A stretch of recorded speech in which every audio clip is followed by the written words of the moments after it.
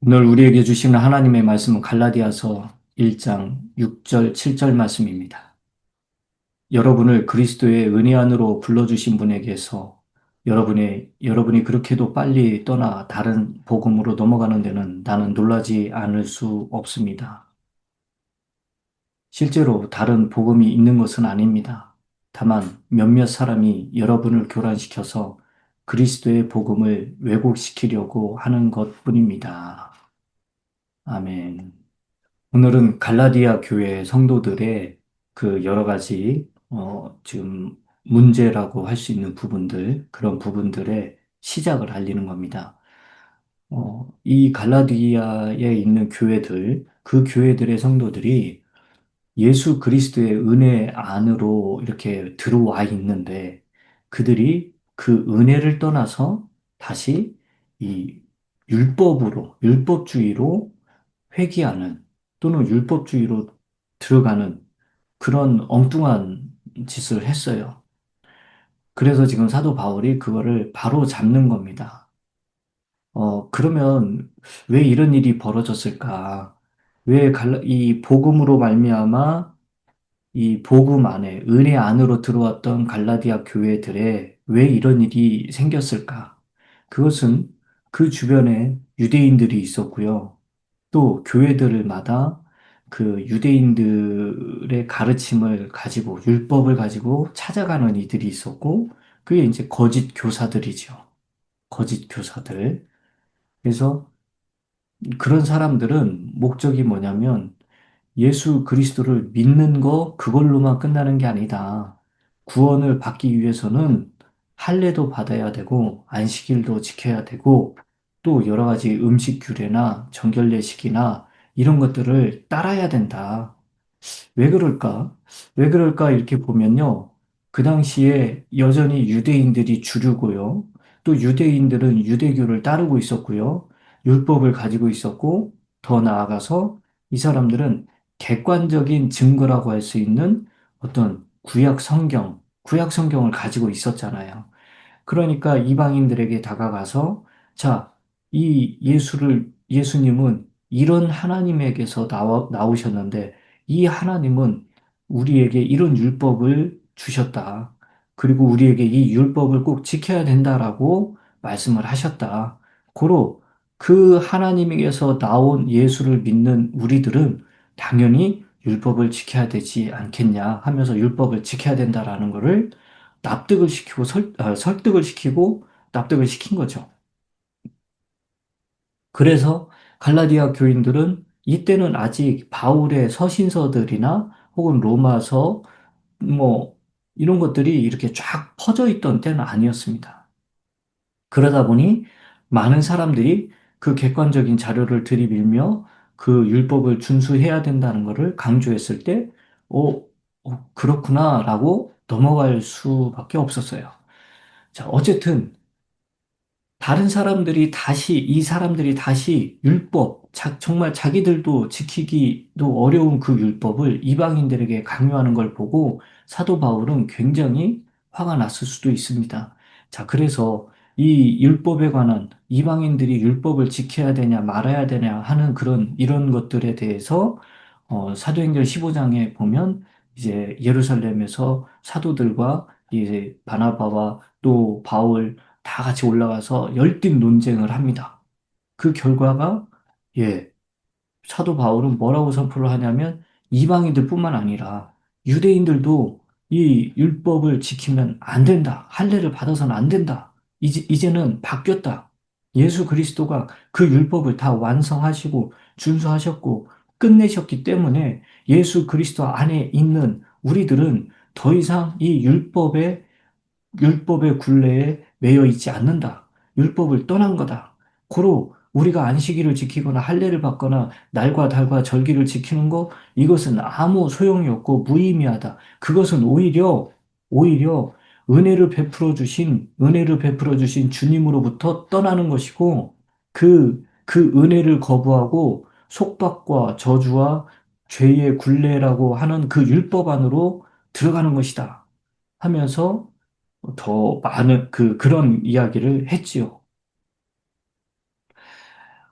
여러분, 이런 모든 것들을 이렇게 보면, 참, 그 마귀와 또 마귀의 추종자들은 얼마나 많이 이 우리 그리스도인들을 은혜에서 떨어뜨리려고 하는지 모릅니다. 복음으로 말미암아 우리가 자유를 얻고 있는데 그 자유가 아니라 계속해서 어떤 율법 같은 행위를 해야 되는 그런 것으로 속박을 시키고 또 구속 막 그 우리를 그 묶어 놓는지 몰라요. 우리는 예수 안에서 진리 안에서 복음 안에서 은혜 안에서 참 자유를 누리고 있는 사람들이에요. 그런데 이 갈라디아 교인들은, 이방인들은, 그 은혜에서 떠나서, 굉장히 빨리 다른 복음으로 넘어갔다라고 그래요. 여기서 다른 복음은 은혜의 복음이 아닌 율법 준수나 혹은 그, 메시아 왕국을 기다린다고 하는 그런 왕국 복음이나 또는 이제 대환란 시대에 천사가 잠깐 전하는 그런 영존하는 복음이나 뭐 이런 복음들이 있어요, 성경에. 그런데 그런 복음들을 전하고 듣고 그쪽으로 휙 마음이 바뀌어 버리는 거. 그거를 지금 아주 사도 바울은 지적을 하고 그렇게 해서는 안 된다는 거예요.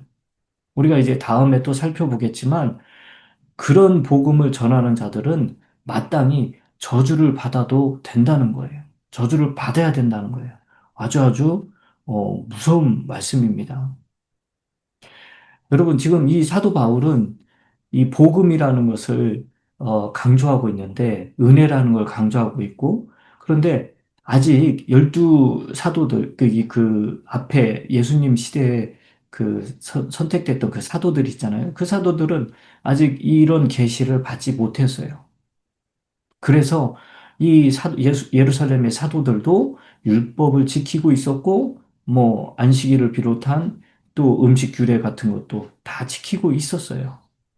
그래서 이방인들이, 그리고 이제 그들의 생각에는, 유대인이 되어야 되고, 할례를 받아야 되고, 이 율법을 지켜야만이 구원을 받을 수 있고, 아브라함에게 속한 복도 받을 수 있다라고 그렇게 믿고, 그렇게 가르치던 사람들이었습니다.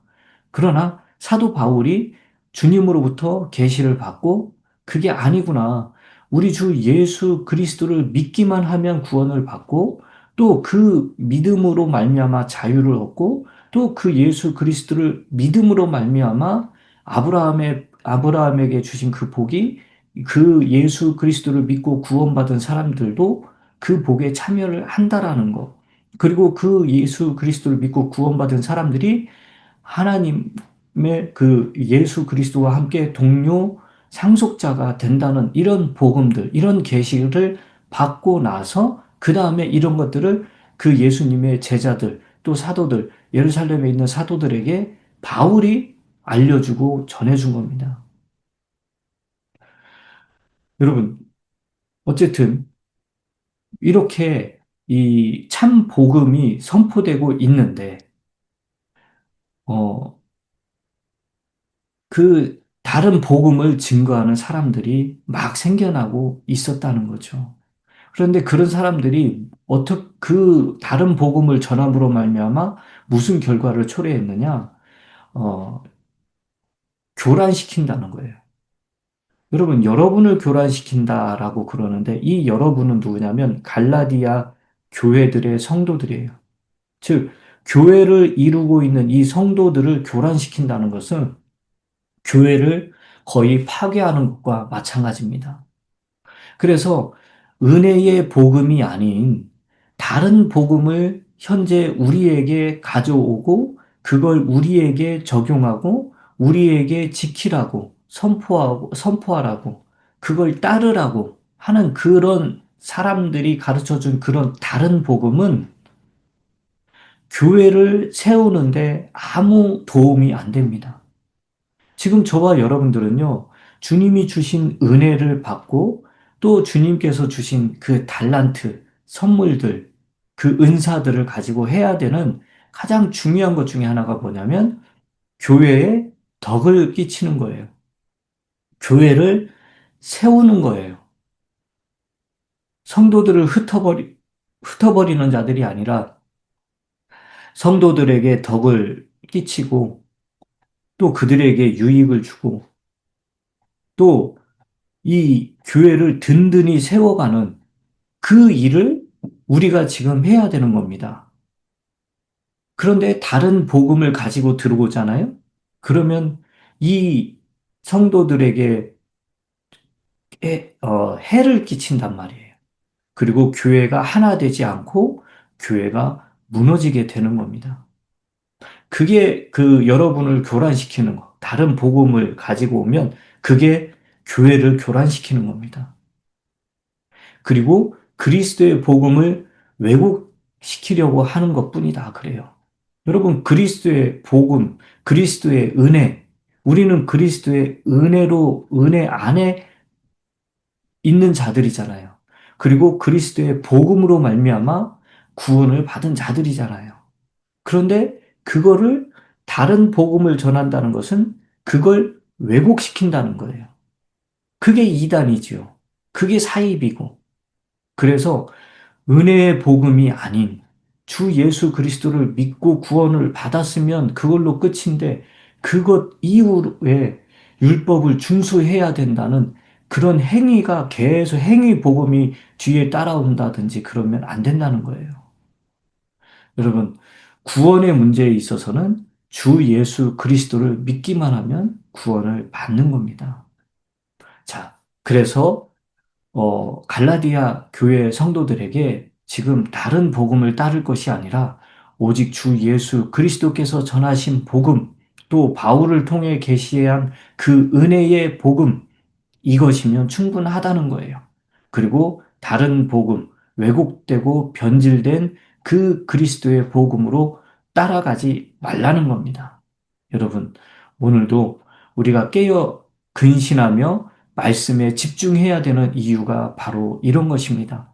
무엇이 옳고 그른지 잘 분별할 수 있는 지혜는 바로 말씀에 있고 또 그것을 생각나게 하고 또 그것대로 살아가는 것은 기도에 있습니다. 여러분, 우리는 말씀과 기도를 가장 우선순위로 앞에 두고 또 이 건강한 이 목회적 가르침에 여러분들이 잘 귀를 기울이고 또 잘 따라가야 됩니다. 여러분이 오늘도 다른 복음을 추종하고 따라가는 자들이 아니라 은혜의 복음에 머물러 있고 은혜의 복음에서 만족하고 감사하면서 주님을 찬양하고 또 많은 사람들에게 이 은혜의 복음, 주 예수 그리스도를 믿기만 하면 구원을 받는 이 은혜의 복음을 잘 증거하셔서 여러분들도 자유를 누리시고 많은 사람들도 그 은혜의 복음으로 말미암아 그 구속에서 벗어나고 참 자유를 얻게 하는 그런 저와 여러분들이 되시길 주님의 이름으로 축원합니다.